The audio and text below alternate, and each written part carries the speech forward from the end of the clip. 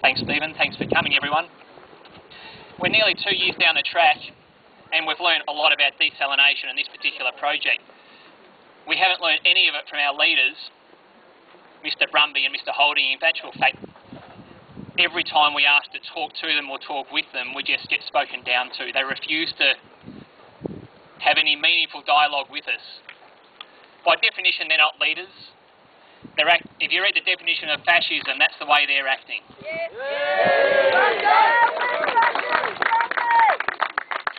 And as for the political propaganda office in Wonthaggi, they just deliver lies and untruths to the community over and over again. And unfortunately, most of Melbourne doesn't understand that, and therefore a lot of Melbourne thinks that this is the right thing to do. So we haven't learned anything from these guys. We've learned it through our own research, and what we've learned is that every expert worldwide says that desalination must be a last resort. This government's putting it first. We're not actually against desalination per se, but we're against this project, we're against desalination anywhere in Victoria at the moment. Because as every expert around the world says, desalination must be a last resort, and this government's putting that last resort first. Down with the Brumby government! Woo! And more government. And why are they doing that? Is it political self-interest? I'm sure it is. It's political bloody-mindedness. It's certainly not from due process.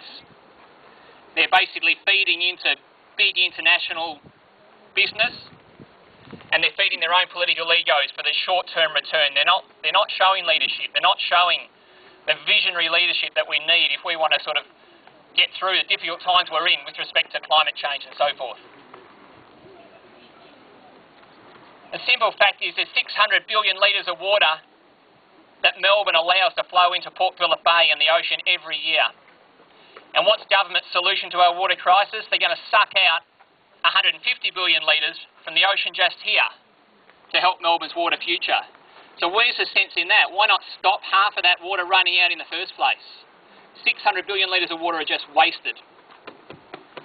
And what's the cost of that? The cost is, number one, to the climate. 1.5 million tonnes of carbon dioxide every year into our atmosphere. This is going to be powered by a coal-fired power station. Now, government says, oh, don't worry, guys, it'll be offset, it'll be carbon neutral. Well, that's a hoax argument. They're hiding behind emissions trading schemes and carbon offset schemes to justify a ridiculously polluting industry. And that's obscene.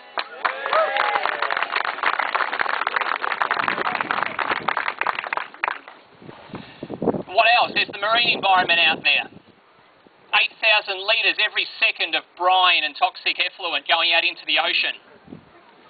If they had to put this plant here, all the experts say those pipes should be 2 kilometres offshore over a sandy bottom.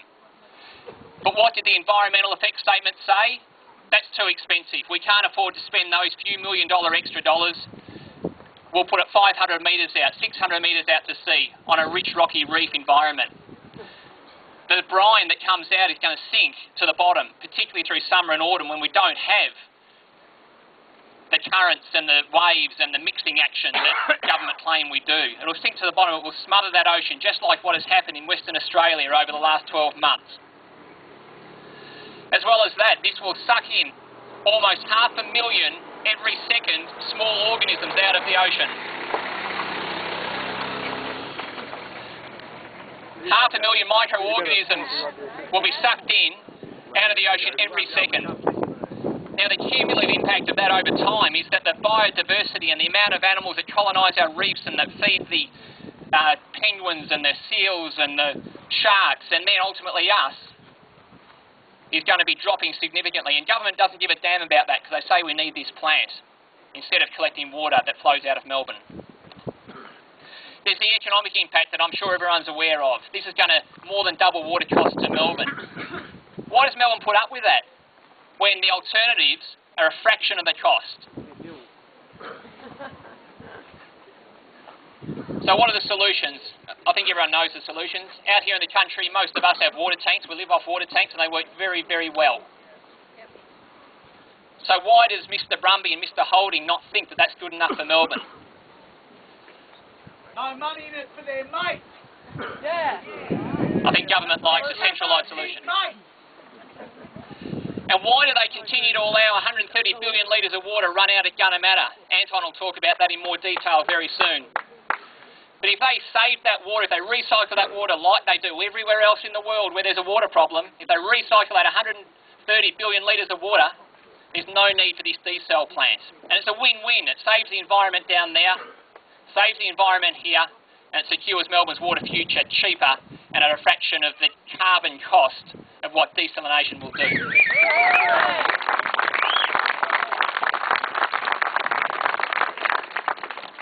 Professor Chris Walsh from Melbourne University is an urban stormwater expert. He says that even in a dry year, there's 400 billion litres of urban stormwater that runs off into Port Phillip Bay every year. And as well as that, that's an environmental problem. That's twice the normal, natural stormwater water flow into our bays.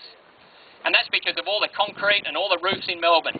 Now that excess stormwater runoff is buggering up urban streams and it's buggering up Port Phillip Bay.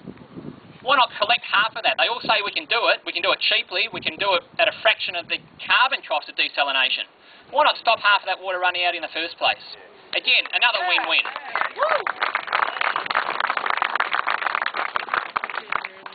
And what about logging in our catchments?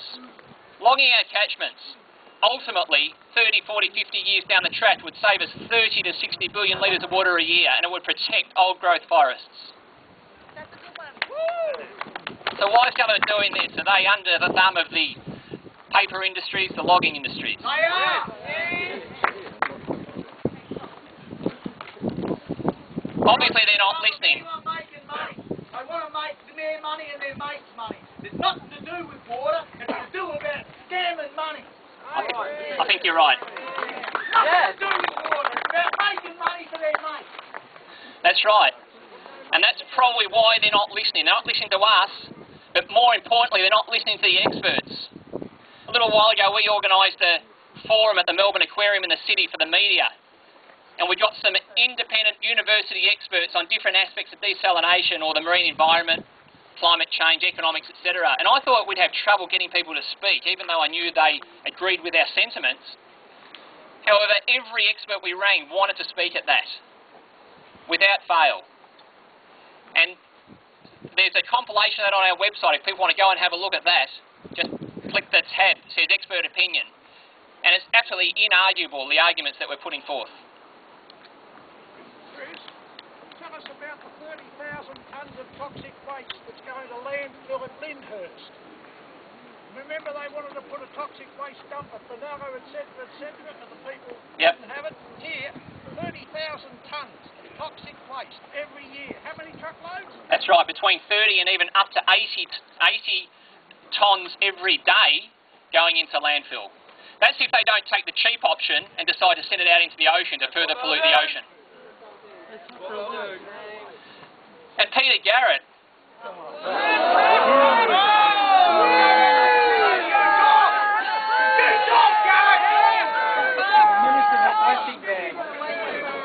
A few years ago, we thought he was a protector of the environment, a saviour of the environment. He took the money.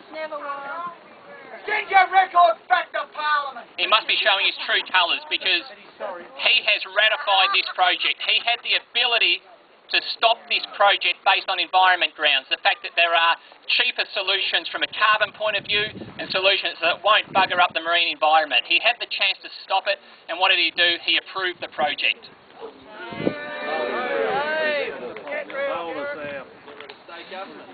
Garrett should resign. He hasn't even considered the cumulative impacts that this project will have on the marine environment.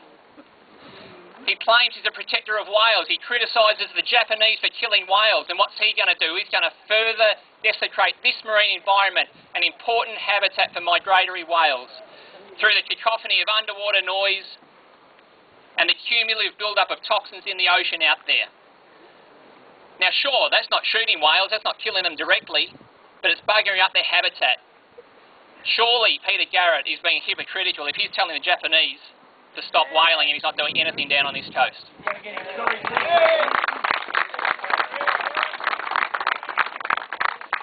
We've pursued some legal advice on what we can do about that. The sad reality is that Australia's environment law is merely a permission to pollute.